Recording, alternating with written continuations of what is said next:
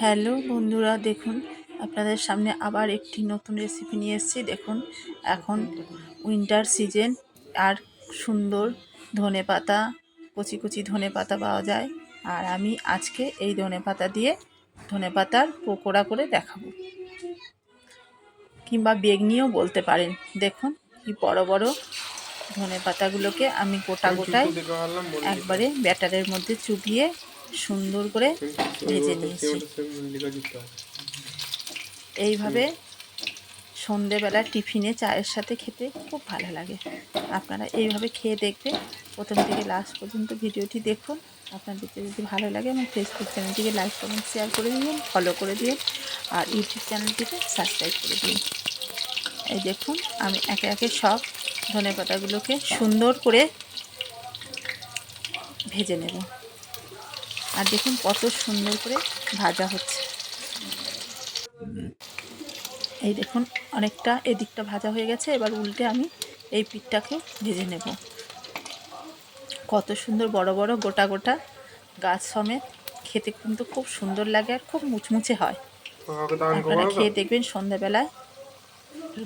এর মধ্যে আমি যখন বেটারটা গুলিয়েছিলাম তখন নুন, ঝাল, একটু গোলমরিচ গুঁড়ো, ধনে গুঁড়ো, লঙ্কা সব কিছু দিয়েছিলাম। সব কিছু দিলে খেতে নুন ঝাল সুন্দর লাগে আর খুব মুচমুচে হয়। যেহেতু একটু ছাকা তেলে ভাজলে মুচমুচে লাগে, খেতে খুব সুন্দর। দেখুন আমাদের বেগনিটা হয়ে গেছে। আর গোটা গোটা ধনেপাতার দেখুন, আমি কিন্তু ধনেপাতাগুলো কেটেও অনেকে করে, আর এবার আমি একটু ভাবলাম একটু বড় বড় করে করব, তার জন্য আমি গোটা গোটাই করেছি। এই দেখুন কত সুন্দর হয়েছে। এবার আমি এগুলোকে তুলে নেব, আর বাকি যেগুলো আছে আবার সেগুলোকে একইভাবে আবার ভেজে নেব। দেখুন কত সুন্দর লাল লাল হয়েছে। এখন দেখতে পান অনেকে কুলেখাড়া দিয়েও করে, কুলেখাড়া চপের মতন হয় সুন্দর। আর এটা আমি ধনেপাতা দিয়ে করে দেখেছি, খুব সুন্দর লাগে খেতে। সন্ধ্যাবেলায় টিফিন কোনো কথাই নাই, দারুণ লাগে। এবার দেখুন আরও যে কটা রয়েছে সে কটাও আমি আবার ওই একইভাবে ভেজে নেব। সবগুলো ধনেপাতা আমি এইভাবে চুবি চুবি ভেজে নিচ্ছি গোটা গোটাই।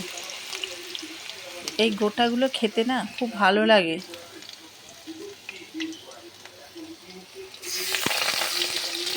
দেখুন বন্ধুরা, আর আমি এখানে কয়েকটা পনির চপও করে নিয়েছি। এই দেখুন বন্ধুরা কত সুন্দর হয়েছে আর কত মুচমুচে হয়েছে, খেতে খুব সুন্দর লাগে। আপনারা এইভাবে বাড়িতে বানিয়ে খেয়ে দেখবেন। আপনাদের যদি ভালো লাগে আমাকে কমেন্ট করে জানাবেন। দেখুন বন্ধুরা কত সুন্দর, এত সুন্দর মুচমুচে হয়েছে।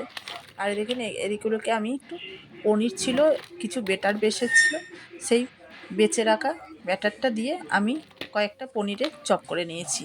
দেখুন কত সুন্দর খেতে লাগছে। আপনারাও এইভাবে করে খেয়ে দেখতে পারেন। আপনাদের যদি ভালো লাগে আমাকে অবশ্যই জানাবেন।